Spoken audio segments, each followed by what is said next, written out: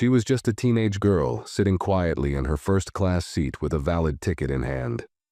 But the flight attendant didn't even ask. She raised her voice, questioned her, and forced her to move to the back of the plane in front of silent, watching passengers. No one stood up for her. No one said a word.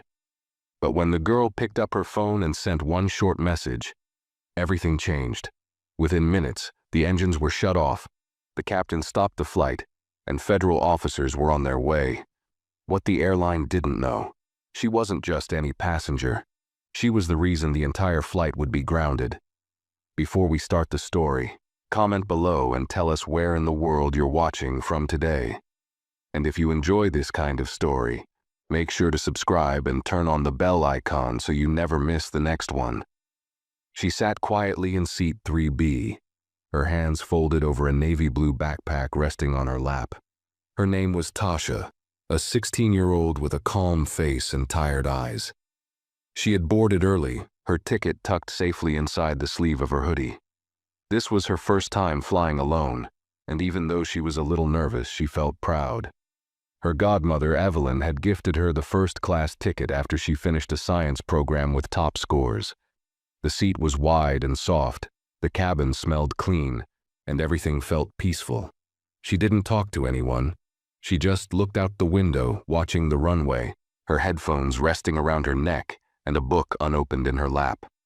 Passengers were still boarding. A man in a suit was mumbling into his phone across the aisle. A flight attendant helped someone with their suitcase a few rows down. Then another woman appeared, older, sharp-faced, stiff in posture. Her name tag read Ms. Parker, and her heels clicked loudly on the cabin floor as she moved up the aisle, glancing from seat to seat. Her steps slowed when she reached Tasha. She stopped completely. For a second, her eyes held a smile, but it faded the moment she took a closer look. "You're in the wrong seat," Ms. Parker said, her tone flat but loud enough for others to hear. Tasha turned to her, puzzled. "No, I think this is my seat," she said quietly. Ms. Parker's eyes narrowed. "This is first class," she added, her voice rising slightly. "Where are your parents?" The question echoed in the cabin. A few passengers turned their heads. Tasha pulled her boarding pass from her pocket and held it out. "I'm in 3B, she said. Ms. Parker took the pass, scanned it quickly, and raised an eyebrow. She looked back at Tasha like something didn't add up. "This must be a mistake," she said. "There's no way." She caught herself, then hardened her voice. "You need to move, now." Tasha blinked. "But I have a first-class ticket," she said again, a little firmer this time. Ms. Parker didn't back down. She leaned slightly forward, placing one hand on her hip. "I don't know how you got this ticket, but you're holding up the boarding process. You need to take your things and move to the back." The tone of her voice was no longer firm. It was dismissive, cold, and loud. Passengers nearby looked uncomfortable. Some avoided eye contact. Others watched like it was a scene on TV. Tasha's face burned. She wanted to speak, to explain, but she saw it clearly. No one was going to help. So she stood, grabbed her backpack, and walked down the long aisle toward economy. Her head was low, her chest felt tight. She didn't cry. She wouldn't. In the back of the plane, she found an empty seat by the window. She sat down, placed her bag at her feet, and stared out at the tarmac. She could still feel Ms. Parker's voice in her ears, sharp and loud, as if she'd done something wrong. She hadn't. She had followed every rule. She had earned this trip. She had been proud. But none of that mattered. She pulled out her phone and opened her messages. Her fingers moved slowly. "She made me leave my seat," she typed. "Said I didn't belong. I'm in the back now." She hit send and locked the screen. She didn't know what her godmother would say. She didn't even know if anything could be done. But as she stared out the small window, she had one thought. This flight wasn't going anywhere. Not if Evelyn had anything to do with it. Tasha's phone vibrated only seconds after her message was delivered. She glanced down, expecting a short reply. Instead, it was just 2 words. "What happened?" Her stomach flipped. She could almost hear Evelyn's voice through the screen. Steady, calm, but unmistakably serious. Tasha hesitated, then typed slowly, her thumbs pressing harder than usual against the glass. Flight attendant made me move. She didn't believe the ticket was mine. She said I couldn't be in first class. The message bubble sat for a moment. Then another came through, short, sharp, clear. Flight number? Tasha reached into her hoodie again and pulled out the crumpled boarding pass. Her fingers trembled slightly now, not from fear, but from the rush of everything that had just happened. She typed the flight number and hit send. The reply came within seconds. Stay where you are. Do not speak to anyone else. I'll handle it. Tasha stared at those words for a long time. She'd seen her godmother fix things before, at family events, in meetings, even once during a school issue. But this felt different. They were already in the airfield, taxiing toward takeoff. What could she possibly do now? A strange calm settled over her, though, not because she believed everything would magically fix itself, but because when Evelyn said she'd handle it, she meant it. At the front of the plane, Ms. Parker stood in the galley, sipping water from a paper cup. She looked pleased. Her lips curled slightly as she straightened a stack of napkins. The other attendants moved quietly around her, most avoiding her eyes. One of them, a younger man named Luis, finally stepped closer, lowering his voice. "Hey, about the girl earlier," he started. Ms. Parker didn't let him finish. "What about her?" "She had the ticket," Luis said. "I saw it. It looked real." Ms. Parker let out a quiet laugh. "Lots of things look real. I've been doing this for 15 years. You learn to spot when something's off."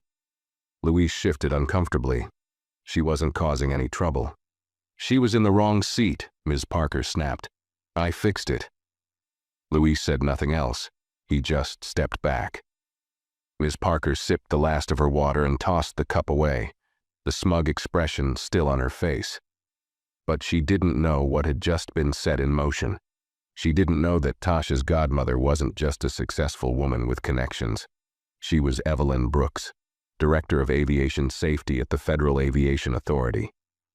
And Evelyn didn't take humiliation lightly. Back in the cockpit, the pilot's phone lit up. A direct message from the ground control line marked URGENT.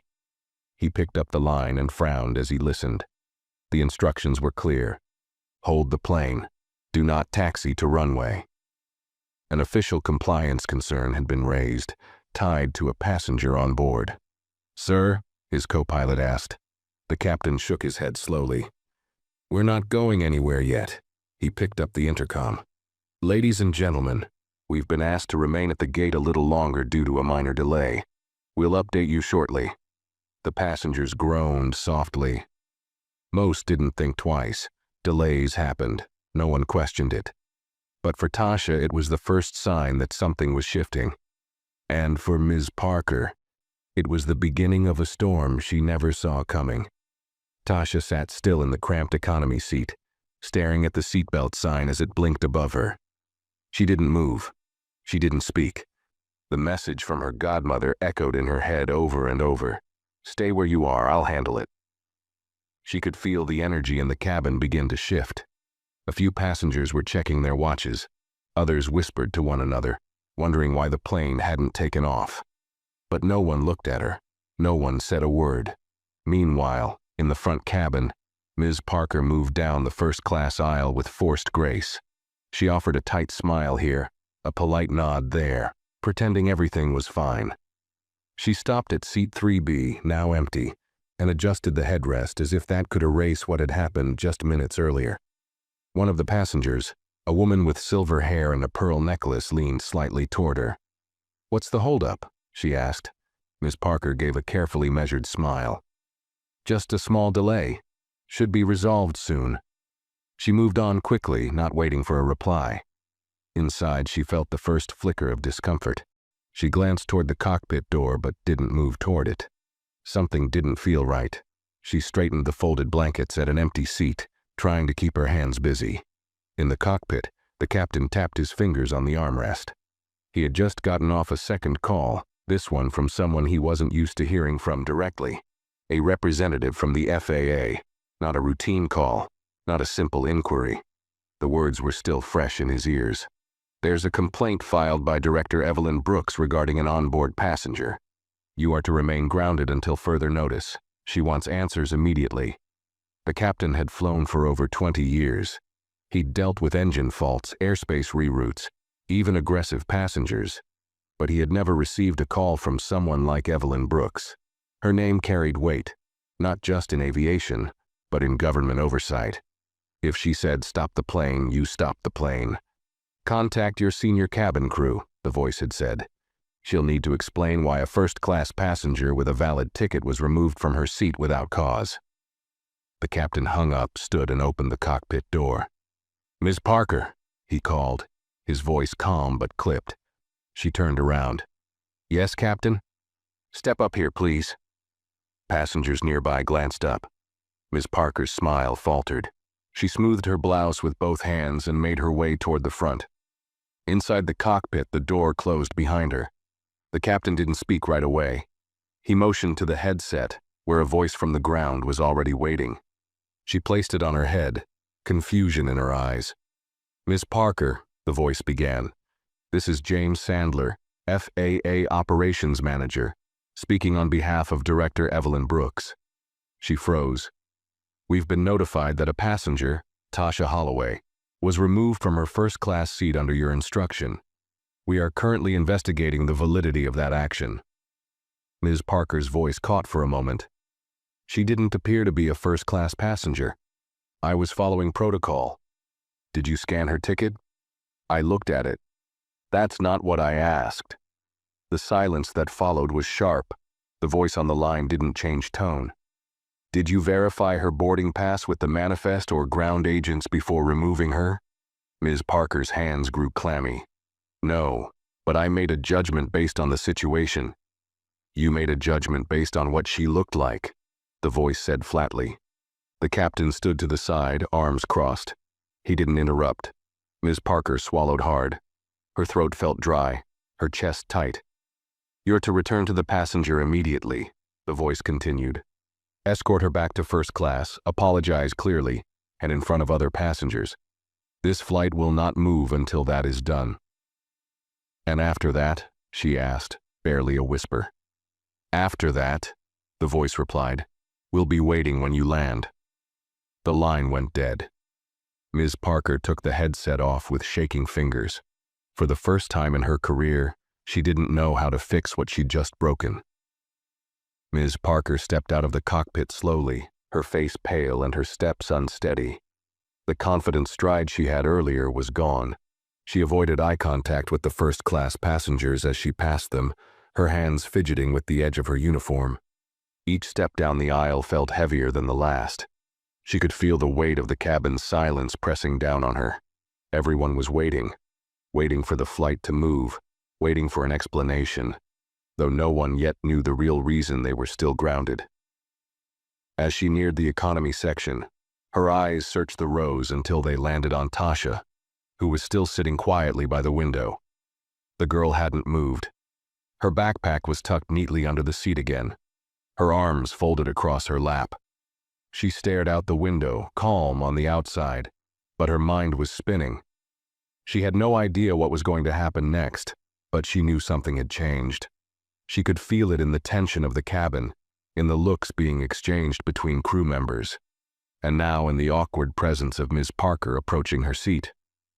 Ms. Parker crouched slightly, forcing a strained smile. "Miss Holloway," she began, her voice lower than before but still tight. "There seems to have been a misunderstanding. I'd like to escort you back to your original seat." Tasha turned her head slowly, her face unreadable. She didn't move. She didn't speak right away. Ms. Parker's forced expression began to falter. "I apologize for the confusion," she added quickly, "and for any inconvenience caused." Tasha blinked, then tilted her head slightly. "Confusion?" she said quietly. Ms. Parker nodded, her face tightening. "There was an error in seating." Tasha didn't raise her voice. She didn't need to. Her words cut in a quiet, firm tone. "You checked my ticket. You saw the seat number.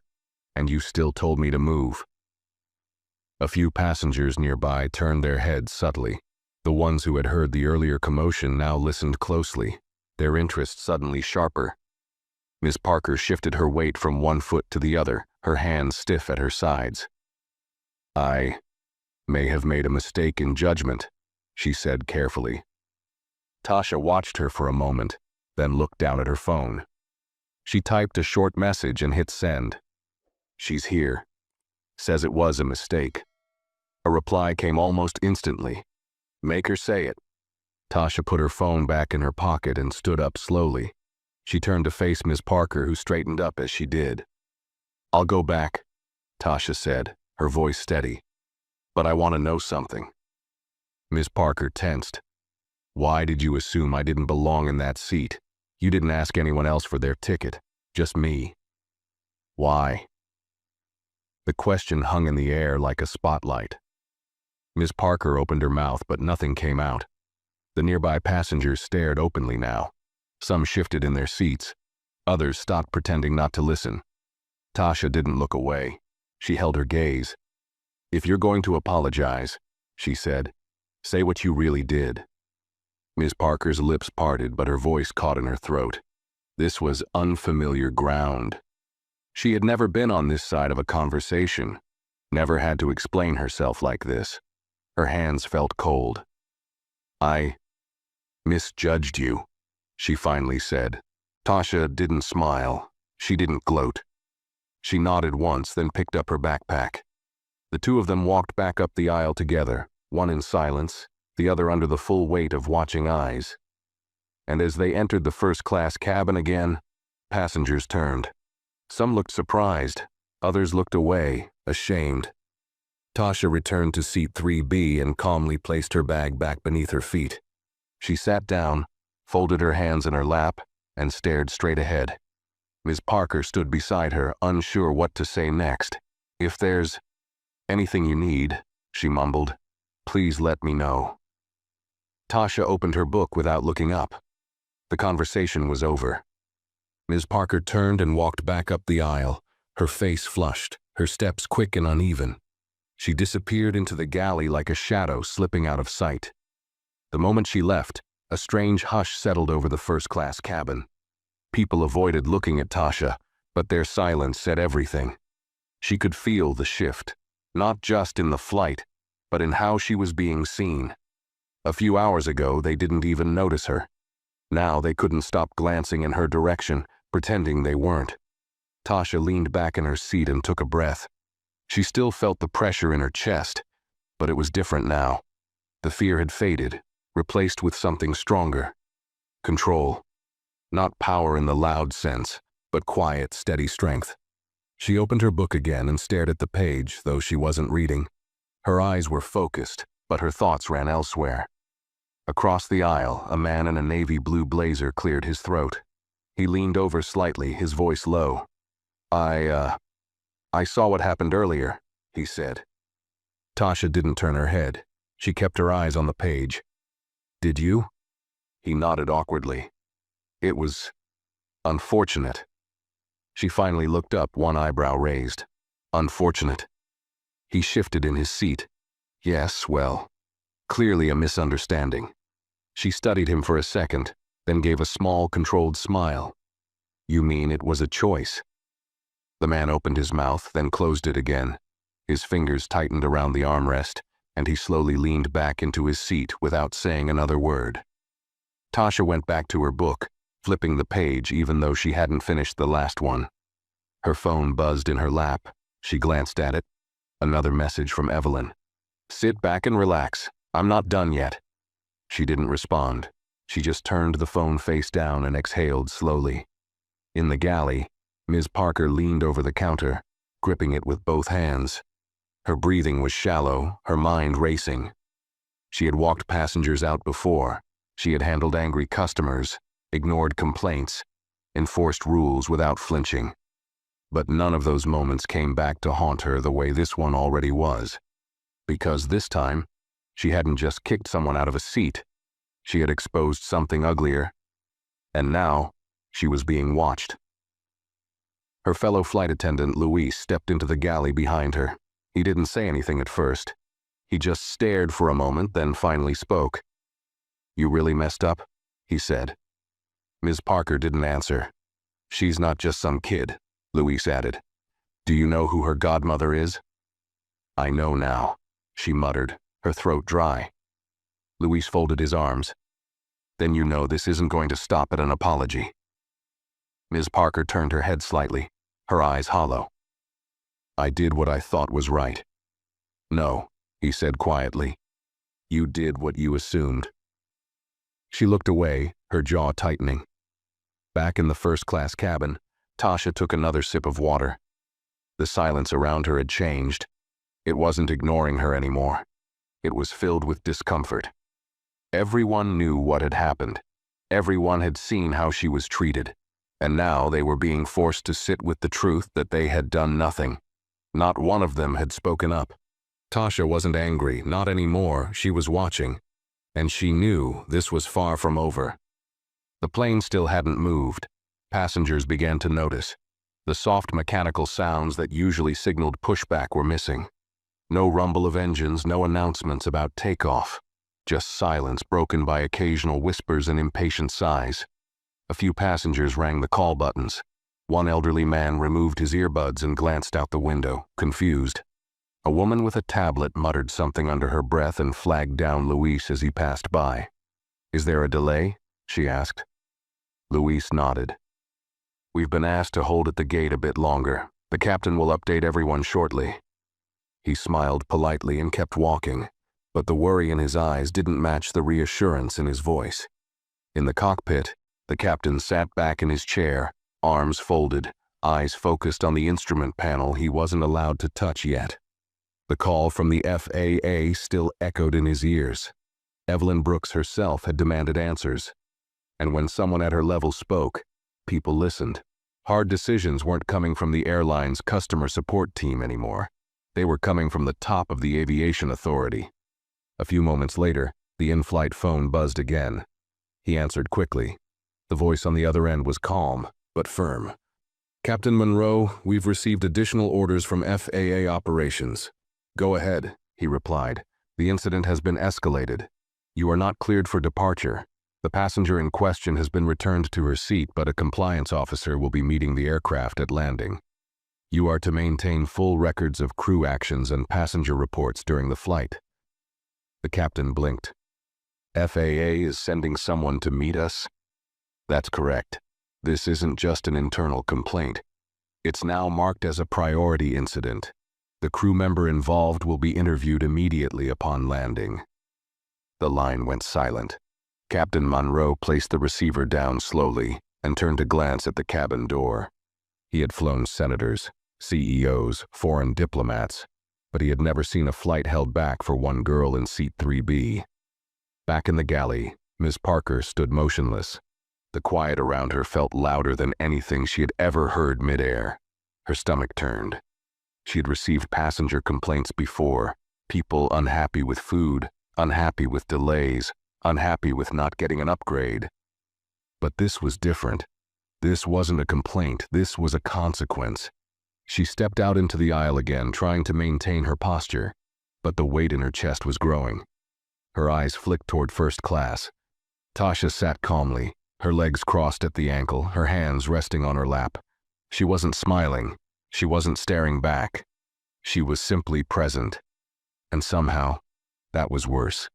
Ms. Parker started walking forward, then stopped midway as Luis stepped into her path. He leaned closer, speaking low so only she could hear. "They just called from the flight deck. FAA is sending someone to meet us when we land." Her eyes widened. "What?" "You heard me," Luis said. "You're going to have to explain everything to them." Ms. Parker's breath hitched. "I apologized." She's back in her seat. Luis didn't blink. "That's not what this is about anymore." Ms. Parker stepped back like she'd been pushed. Her mind raced. All the years she'd worked, the promotions she had earned, the reputation she had built as someone who kept order in the cabin. It had never crossed her mind that one choice, one moment of assumption, could put it all at risk. But now, she could feel it slipping. In her head, she replayed the moment over and over, the raised voice, the dismissive tone, the quick decision to remove Tasha without checking the manifest. At the time, it had felt like standard procedure. Now it looked like something else. Discrimination, bias, abuse of authority. Words she never imagined would be linked to her name were now circling like shadows. Luis lowered his voice one last time. "They're going to ask you why you didn't question anyone else. Be ready." He walked away, leaving Ms. Parker standing alone in the aisle. The glances from passengers pierced through her. She wasn't in control anymore. The uniform that once gave her authority now felt like a target on her back. And up ahead, Tasha remained silent. She didn't need to say a word. Everything was already being said without her. The captain's voice crackled through the cabin speakers, calm and practiced, but with a weight that made people listen closely. "Ladies and gentlemen, this is your captain speaking. We've been advised to delay our departure due to a required compliance check. We apologize for the inconvenience and appreciate your patience. We'll be underway as soon as we're cleared by ground control." There was a pause. A few people muttered, some sighed, but no one yet understood what kind of compliance check this really was. Tasha sat motionless, eyes steady, but her heart beat faster now. The pieces were moving. Her godmother didn't make threats. She made decisions.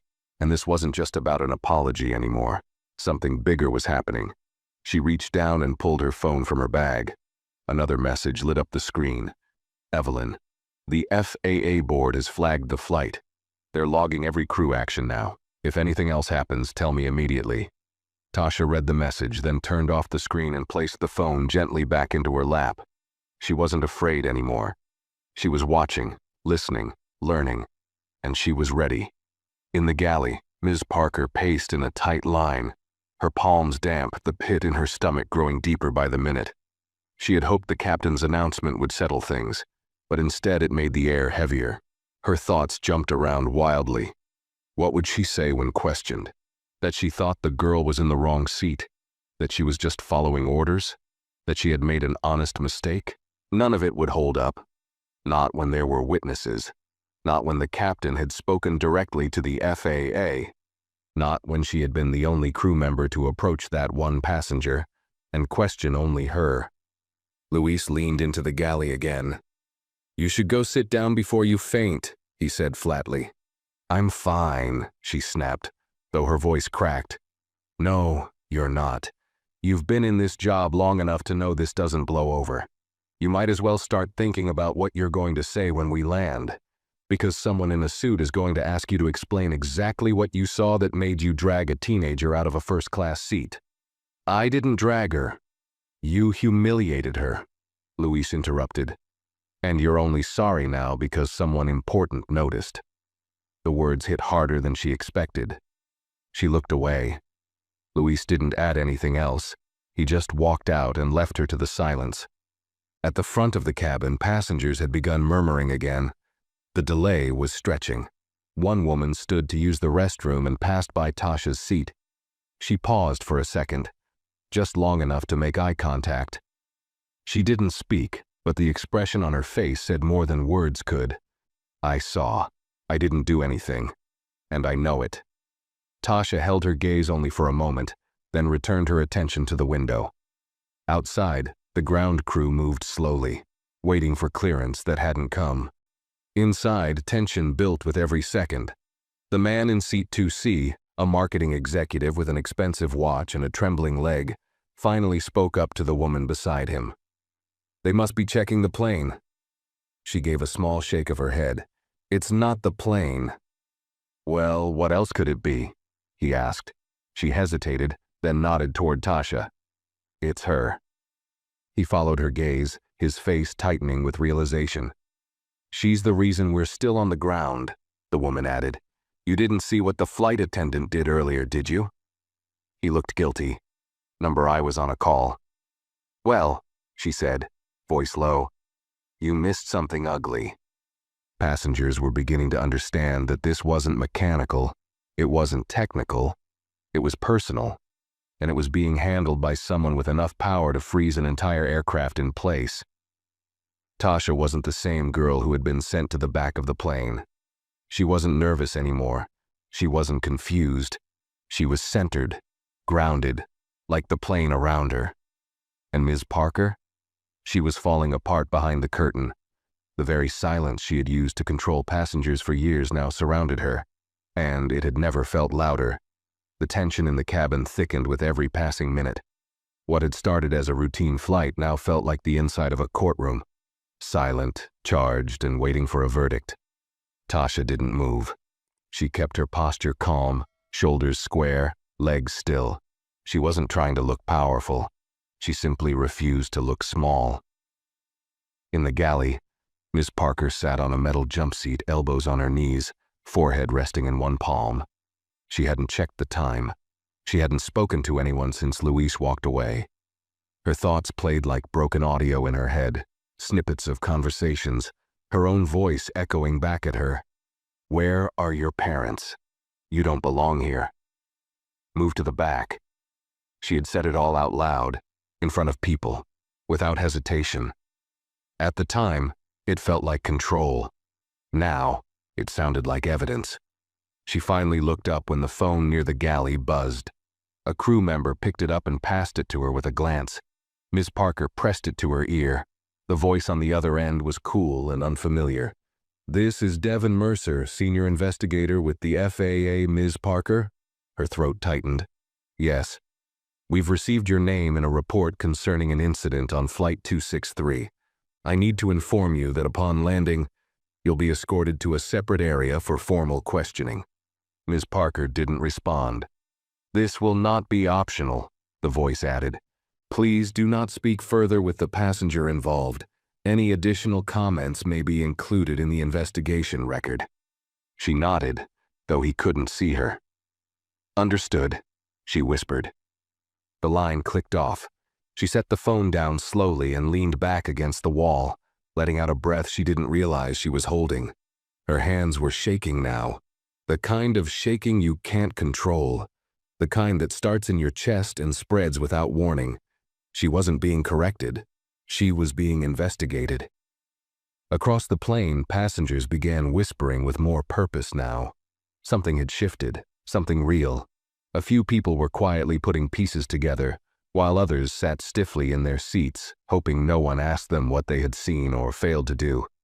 Luis walked past first class again and glanced at Tasha. She looked at him briefly, then back out the window. He didn't stop. He didn't say anything. But his silence carried a kind of respect, not pity, not sympathy, just a quiet acknowledgement of someone who had endured something and never once raised her voice. At the front of the plane, the cockpit door opened again. Captain Monroe stepped out and walked slowly down the aisle toward the galley. He stopped in front of Ms. Parker, his expression unreadable. "They're meeting us on the tarmac. Security will escort you first," he said. She nodded. Her eyes didn't rise.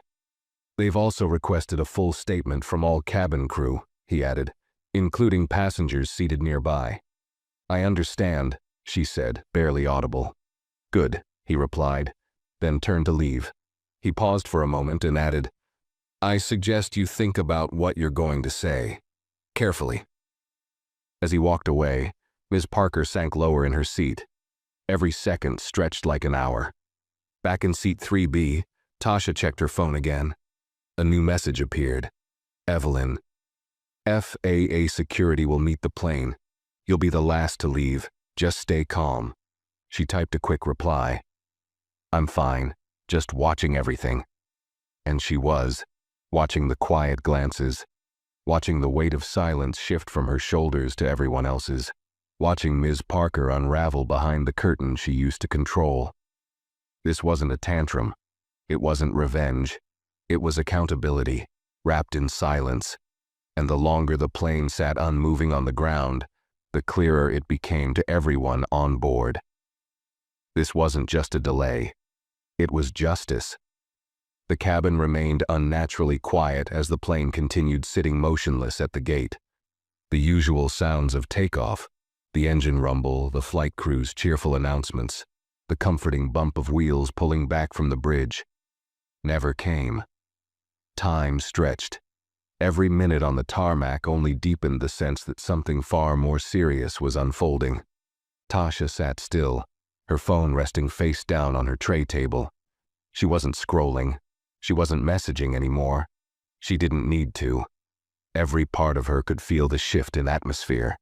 The same passengers who had ignored her now sat tense, exchanging uneasy looks, too aware of her presence to pretend she wasn't there. The man who had earlier called the delay unfortunate now avoided her gaze entirely. Even the woman beside him sat with her hands clasped tightly in her lap, the screen of her tablet untouched. The silence wasn't just awkward, it was heavy, exposing, and no one wanted to be the first to speak. At the rear of the plane, Miss Parker stood in the galley, still frozen in place. Her breathing was shallow. She kept glancing at the curtain, as if trying to decide whether to walk back through it or disappear behind it. Her hands were damp, her thoughts looping without pause. 10 years. That's how long she had worn that uniform. 10 years of flight hours, promotions, control. She had believed her instincts were enough, that a glance could tell her what kind of passenger someone was. What she didn't see until now was how that same instinct had led her straight into the worst mistake of her life. She thought she was protecting order, but what she had really protected was her own assumption. Luis returned to the galley, his arms crossed. He didn't speak right away. He simply watched her for a moment. Miss Parker turned toward him, her voice small. "They're going to fire me, aren't they?" Luis didn't nod. He didn't shake his head. He simply said, "I don't know." She pressed her back against the wall, staring past him. "I've worked too hard for it to end like this." "Then maybe you should have looked twice at her ticket," he said quietly. "Or maybe just spoken to her like a person." She winced. "It didn't feel like this before." Luis tilted his head. "That's because no one ever challenged you before." She turned away, biting her lip. In first class, the energy shifted again when the cockpit door opened once more. The co-pilot stepped into the aisle, leaned toward the nearest crew member and whispered something. The flight attendant nodded and moved to the intercom. "Ladies and gentlemen, thank you for your continued patience. We've received clearance to begin boarding procedures for the next flight shortly.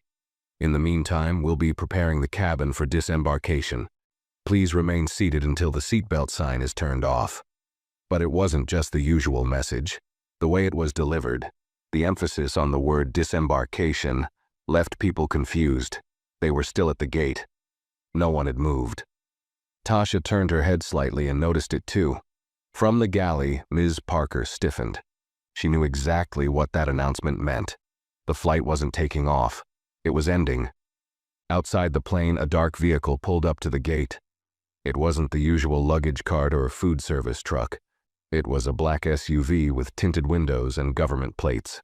And beside it stood 2 uniformed security officers, one from the airline and the other from the FAA. Inside, Captain Monroe received the final confirmation through his headset. He turned to his co-pilot and nodded once. "They're ready to come aboard." At the back of the plane, Ms. Parker leaned heavily against the counter, her knees weakening. Luis glanced at her again but said nothing. There was nothing left to say. In seat 3B, Tasha glanced down at her phone one more time. A final message from Evelyn appeared. "Security is boarding now. Stay seated. Don't speak unless asked. You've already said enough." And she had, without shouting, without demanding, without ever raising her voice. Tasha hadn't asked to be noticed, but now the entire plane was watching her, and the one person who had tried to silence her was about to be called out in front of everyone. The cabin door opened with a subtle click, but the energy it released felt anything but small. Every head near the front rows instinctively turned toward the sound. 2 figures stepped onto the aircraft, a tall woman in a black FAA uniform, her expression unreadable, and a clean-shaven man in a dark suit with a badge clipped to his jacket. Neither of them smiled. Neither spoke a word as they walked briskly past the business class rows and entered the heart of first class. Passengers didn't know who they were, but they could feel it. This wasn't routine. This wasn't about a missing bag or a maintenance issue. This was something heavier. Something official. Tasha sat still, watching them approach from the corner of her eye. Her expression never changed. No fear, no satisfaction, just calm. The FAA officer stopped at the row where she sat and looked down. "Miss Holloway?" she asked. Tasha turned her head slowly and nodded. "My name is Officer Rhodes. I'm here on behalf of Director Brooks. We'll be escorting you off the plane shortly. You'll be the last to disembark. Is that clear?" "Yes," Tasha said, her voice steady. The man in the suit added, "We'll also be detaining a crew member for questioning. Please remain in your seat until we call for you." With that, they turned and continued toward the galley. Back rows leaned forward. The whispering began almost immediately, passengers nudging each other with wide eyes and murmuring questions. Who was she? What did she do? What did the flight crew do? The answer walked out of the galley moments later, her face drained of all color. "Ms. Parker." She moved slowly, escorted by one of the airline supervisors and a uniformed security guard. She wasn't in handcuffs, but she might as well have been. The silence that followed her was suffocating. Every eye in first class was on her.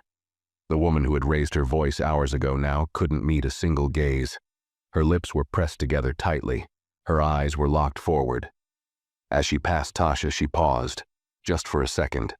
She turned her head, eyes trembling, and met the girl's gaze for the first time since she'd sent her to the back of the plane. But Tasha didn't blink. She didn't look angry. She didn't look forgiving. She just looked back. And somehow, that was worse. Ms. Parker lowered her eyes and kept walking. The passengers didn't clap. They didn't cheer. They didn't say a word. But the shame in the silence was louder than applause. As she disappeared down the aisle, one passenger in business class leaned over to the man beside him and whispered, "She's the reason we never left the gate." Another added, "She just ruined her whole career." Back in the galley, Ms. Parker was led to the front door. She stepped off the aircraft, the bright lights of the terminal casting shadows across her face. And waiting for her, just beyond the glass wall, was a representative from the FAA's compliance division, a clipboard in one hand and an expression that meant business. Ms. Parker had once prided herself on never being late, never losing control, never being the problem. But now she was the problem, and there would be no quiet exit. Inside the cabin, the intercom buzzed one last time. "Ladies and gentlemen, we'll begin disembarkation shortly. Please remain seated until the seatbelt sign is off. A member of our team will guide you row by row." The passengers didn't move. They all waited, some with discomfort, some with curiosity, all with full understanding now that what they had witnessed wasn't just a misunderstanding. It was a public reckoning. Luis walked down the aisle and stopped beside Tasha. "They'll call you when it's time," he said gently. She nodded. "I know." He lingered for a second, like he wanted to say something more, but in the end, he just gave a small nod of respect and walked away. Tasha leaned back in her seat, the plane now almost empty except for her and a few lingering crew members. The curtain had been pulled back, the secrets exposed. She hadn't shouted. She hadn't threatened. She didn't have to. One call, one truth. And the entire flight was grounded not because of turbulence but because a system that had ignored too many voices for too long had finally been forced to listen. The last of the passengers were escorted off row by row, the quiet shuffle of footsteps echoing through the now half-empty aircraft. Most kept their eyes down, awkward and uncertain, the earlier confidence they carried at boarding long gone.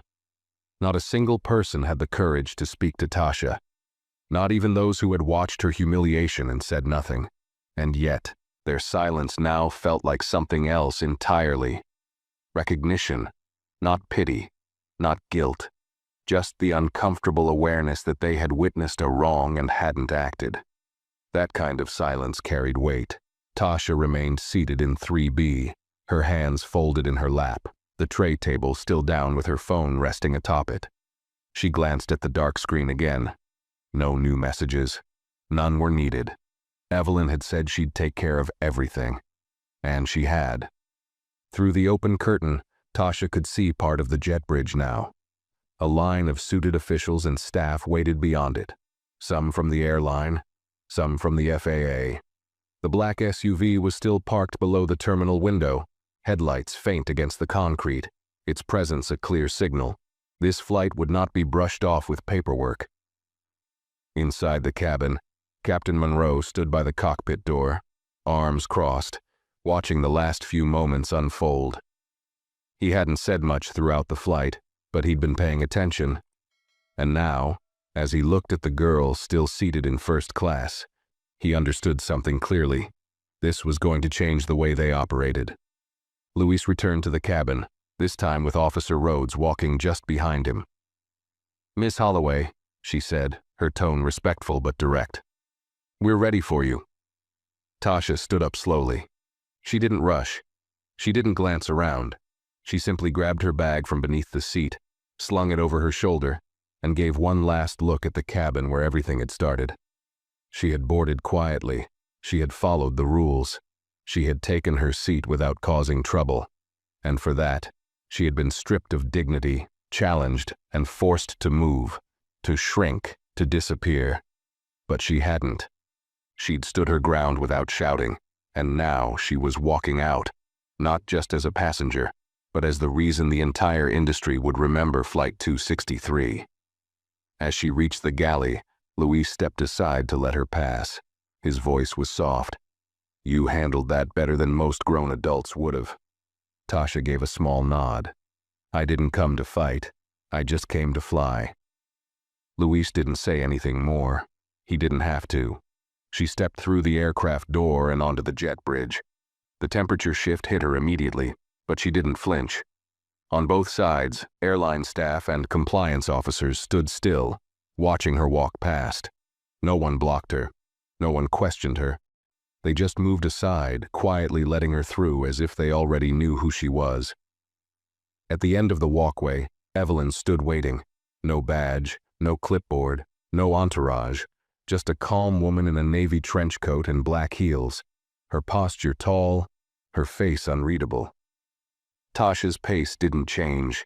She walked right up to her and stopped. "You all right?" Evelyn asked. "I'm fine," Tasha said. "You want to talk about it?" Tasha shook her head once.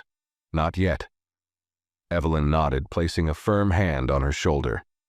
"You did exactly what you needed to do." They turned together and began walking down the terminal, away from the crowd, the officers, the whispers. Behind them, inside a small security room just off the gate, Ms. Parker sat at a metal desk under bright lights. Across from her, an FAA investigator read aloud from a file. "Flight 263. You removed a minor with a valid boarding pass from a seat she was assigned to without verifying with ground control or flight manifest. Is that correct?" Ms. Parker's voice cracked. "Yes." "And what was the reason you chose to question her specifically?" Silence. The pen in the investigator's hand hovered above the paper. "I asked you a question," he repeated, calm but firm. Ms. Parker swallowed. Her words were barely a whisper. "She didn't look like a first-class passenger." There it was, truth, stripped of excuse. The investigator's pen began moving. Inside the terminal, Evelyn and Tasha walked in sync. People passed them without noticing, faces buried in phones and flight monitors. But in one corner of the airport, a team of executives was already reviewing footage, policy documents, and statements from everyone on board. This wasn't going to be forgotten, and Tasha knew it. She didn't just get her seat back. She made the entire airline take a seat at the table of accountability, not with noise, not with threats, but with truth. Later that evening, inside the headquarters of the airline's main terminal, a private meeting room glowed with soft overhead lights. The polished glass walls didn't hide the tension within. Around the large table sat members of the airline's executive board, legal advisors, operations managers, human resources leads, and the chief executive officer himself, Martin Raines. Each one of them had a thick folder in front of them. Inside, written testimonies from crew members, statements from passengers, the captain's in-flight report, and most importantly, the official FAA compliance file. The room was silent except for the quiet flipping of pages and the occasional exhale of disbelief. "This incident has already reached internal media teams," one communications advisor finally said. "And trust me, it's not going to stay internal for long." The CEO didn't answer right away. He tapped a pen against the table, his gaze locked on the printed photo clipped to the front of the report. Ms. Parker, in uniform, standing rigid near the galley. "She was one of our longest-serving crew," he said slowly. "No major incidents, no recorded complaints. And yet," the director of passenger affairs replied, "she forcibly removed a 16-year-old girl from first class, after looking directly at a valid boarding pass. No scan, no manifest check, just her assumption." The room remained still. "And that girl?" the CEO added. "She's not just a random passenger. She's the goddaughter of Evelyn Brooks, Director of Aviation Safety, one of the most respected names in FAA leadership. That's not just bad luck. That's institutional failure walking around in heels." A senior advisor cleared her throat and opened a new document. "We've reviewed the internal footage from the cabin. Audio wasn't captured, but passenger behavior confirms the story. No other first-class passenger was questioned, not one. And Ms. Holloway never raised her voice, never resisted." Another member of the board leaned forward. "We have a window here, a brief one, to correct this before it becomes national news." The CEO nodded slowly. "And Ms. Parker?" "She's been suspended without pay, pending formal disciplinary review," the legal counsel confirmed. "The FAA is expecting full cooperation. But based on the evidence, reinstatement is unlikely." There were no objections. The board began drafting an internal memorandum, outlining a series of immediate changes. Among them, mandatory bias training for all flight crews, stricter rules for seat verification, a new protocol for handling complaints involving minors, and a direct reporting channel between the airline and the FAA for discrimination-related incidents. "This story is going to reach the public," one advisor added. "When it does, we'll need more than a press release." The CEO nodded. "We won't just apologize, we'll show people we changed something."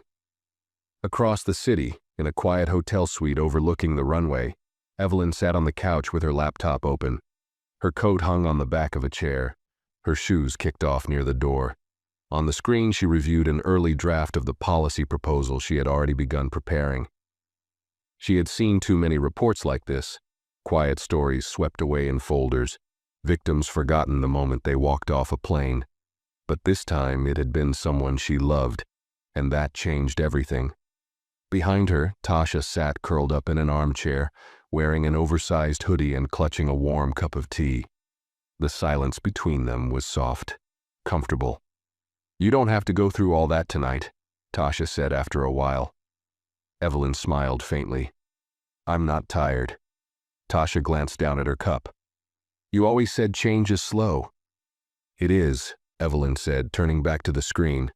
"But sometimes when someone's brave enough to speak up, even quietly, it speeds things up a little." Tasha didn't reply right away. Then after a pause, "I didn't feel brave." "You didn't have to," Evelyn replied. "You just had to tell the truth.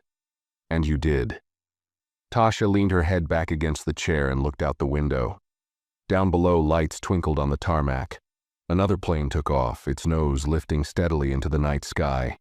Somewhere inside it, someone else was flying quietly, unaware of how close they were to being dismissed, to being judged, to being treated like they didn't belong. And maybe, because of what happened today, they wouldn't be. Tasha sipped her tea and closed her eyes, letting the warmth settle in her chest. She didn't need an apology anymore. She didn't need headlines. What mattered was already happening. Changes were being written. Eyes had been opened. The flight hadn't taken off. But something else had. And this time, it wasn't grounded by power. It was lifted by truth. The next morning, the story broke. It started quietly. Just a short article on an aviation blog posted at dawn. The headline was simple: FAA grounds flight over passenger complaint. Airline confirms internal review. At first glance, it read like standard travel news, but buried in the middle of the article was a sentence that would ignite a storm. Sources confirmed the passenger involved was a black teenage girl wrongfully removed from her assigned first-class seat by a senior flight attendant. FAA officials cite serious concerns regarding discriminatory behavior. Within hours, it spread. Larger media outlets picked it up. Industry reporters started reaching out for confirmation. One regional news station aired a segment before lunch. By noon, the airline's public relations team had issued a carefully written statement. We are aware of an incident on Flight 263 involving one of our crew members and a first-class passenger.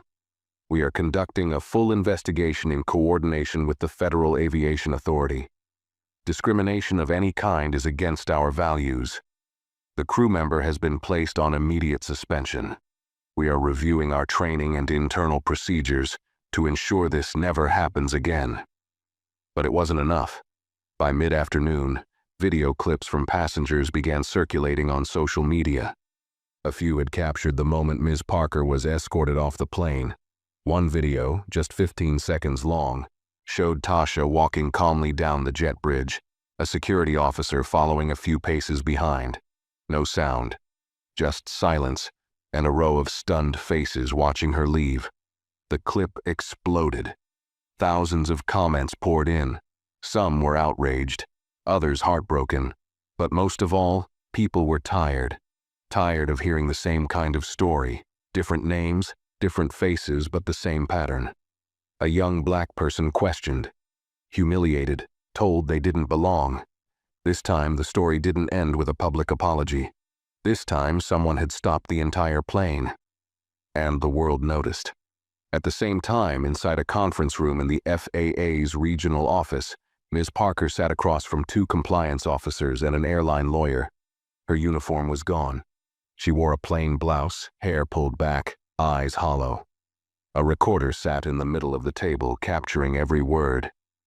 For the record, one officer said, can you confirm that you approached the passenger seated in 3B without request from the manifest ground agents or another crew member? Ms. Parker nodded faintly. Yes. Why? I thought she didn't belong there, she said. I thought there had been a mistake. Did you verify that? No. The officer leaned forward. What about her made you think she didn't belong? Ms. Parker didn't answer. The silence stretched. Every second felt like a judgment all its own. You understand, the officer added gently. That's the core of this investigation. That moment. That choice. Ms. Parker swallowed hard, staring down at her hands. I've worked here for 10 years, she whispered. I've seen people sneak into first class before. I thought I was protecting order. You weren't, the officer said. You were protecting assumption. The lawyer beside her said nothing, and she knew. There was no fixing this with a memo. No cleaning it up with, I didn't mean to. That girl hadn't yelled. She hadn't broken a rule. She hadn't tried to sneak anything. All she did was sit in the seat her godmother had paid for, and that had been enough to trigger doubt. Now, it had triggered a national response. At that very moment, across the country, airline staff were being pulled into emergency training briefings. Flight crews sat in rows watching new compliance videos on discrimination and bias. Pilots were handed revised manuals. Internal newsletters carried a stern directive from the CEO himself. We must become better. Not later. Now. Back in the hotel suite, Tasha scrolled through her phone, reading the headlines, the tweets, the messages. Some people were angry. Some thanked her. Some told her she was brave. Others asked what she planned to do next. But she didn't want attention. She hadn't wanted any of this. She only wanted to take her seat like everyone else. Evelyn walked into the room with 2 mugs of coffee. You're trending, she said, setting one down. Tasha didn't look up. I saw. Evelyn paused. You all right? Tasha nodded. It's just weird. Seeing people write about you like they know who you are. Evelyn sat across from her. They don't have to know you, they just have to know what happened and why it mattered. Tasha finally looked up. Do you think it'll change anything? Evelyn didn't answer immediately. She took a sip of her coffee, then said, It already has. And it had. The headlines might fade, the media might move on, but the policy changes, the training, the conversations happening inside the halls of power, those would last, because a quiet girl on a plane had refused to be invisible. And now no one could look away. By the end of the week, the story had reached every major news outlet. National broadcasts debated it during primetime. Civil rights groups released statements. Hashtags trended on social media. Schools discussed it in classrooms. In airports across the country, employees whispered about it in break rooms, referencing it not by flight number but by nickname. The grounded girl. It wasn't just the headlines that struck people. It was the silence of it all. The girl hadn't argued. She hadn't resisted. She hadn't shouted. She had simply told the truth, stayed seated, and made one call. That's what caught everyone off guard. That someone so young, so calm, could freeze an entire airline with nothing but quiet, dignity, and facts. News shows replayed the footage of her walking down the jet bridge. Podcasts dissected the timeline. An op-ed in the New York Times ran under the title, She Didn't Belong, or You Didn't Want Her to? People started asking questions inside their own homes. Would I have spoken up if I were on that flight? Why did no one challenge the flight attendant? How many times has this happened without the world watching? But it wasn't just society watching now. The airline was watching too. Under the weight of public pressure and FAA oversight, an internal overhaul began. Ms. Parker's suspension became permanent termination. A formal announcement was made, citing a clear violation of passenger rights and company ethics. Her name, once respected in aviation circles, now carried a legacy no one wanted attached to theirs. At corporate offices, mandatory bias training was no longer a yearly module.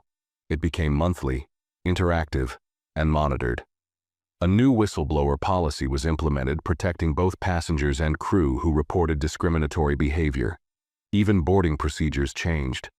A two-step verification process was created to prevent staff from questioning passengers based solely on appearance. Airline unions, initially quiet, stepped forward with suggestions of their own. A quiet revolution had begun, not just to save face but to rebuild trust. And while the airline reshaped its image, a separate ripple spread through the public.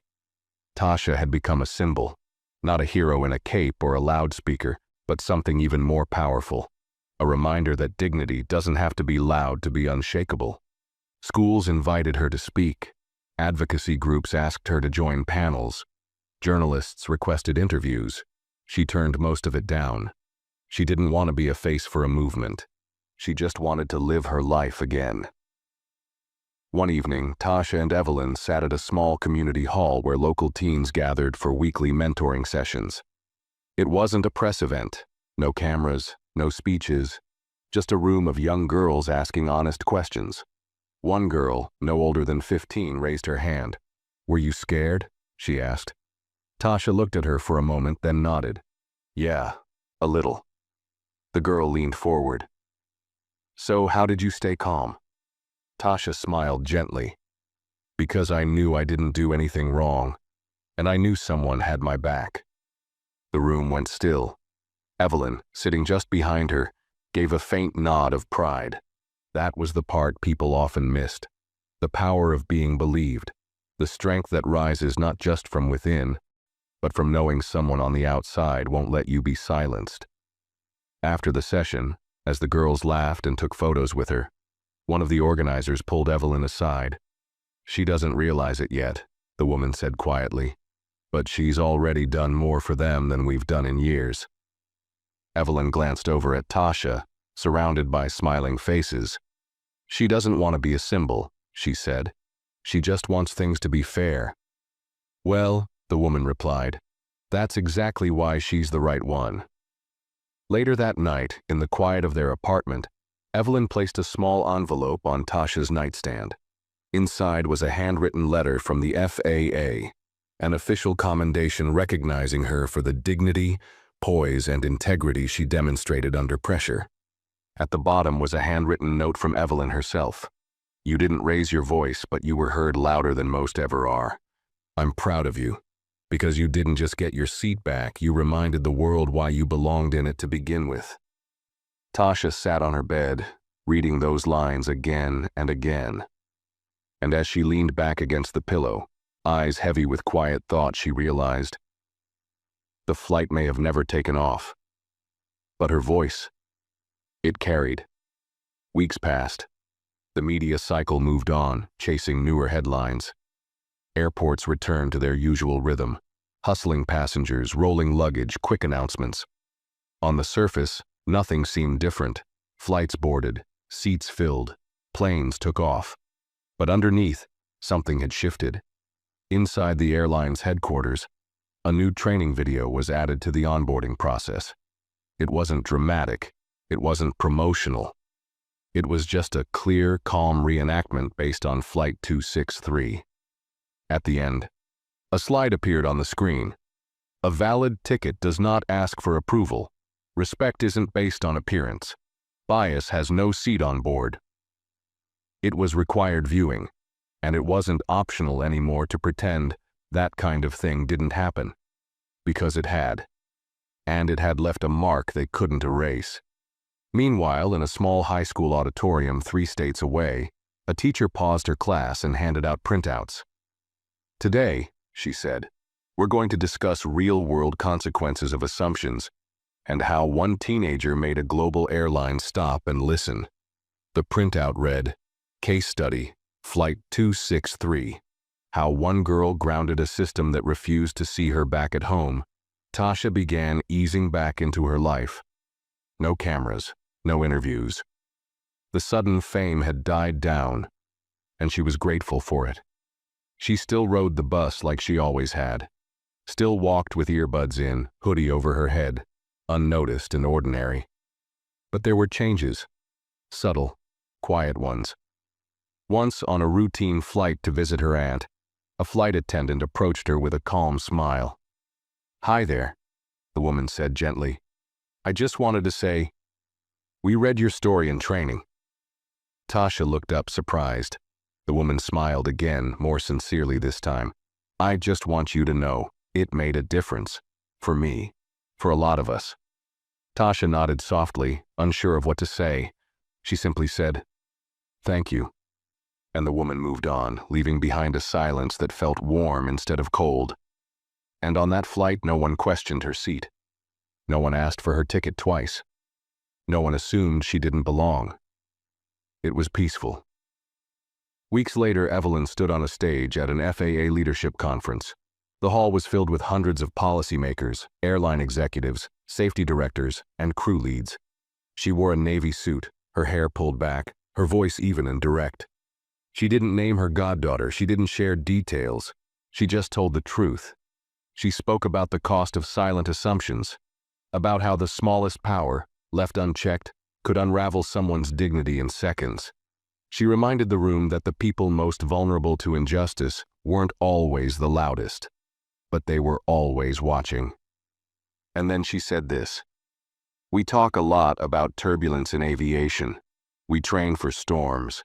We prepare for system failures. But the most dangerous turbulence isn't in the sky. It's in our judgment. It's in the split-second decisions made without evidence. That's the kind that brings a system down." The room stayed silent when she stepped away.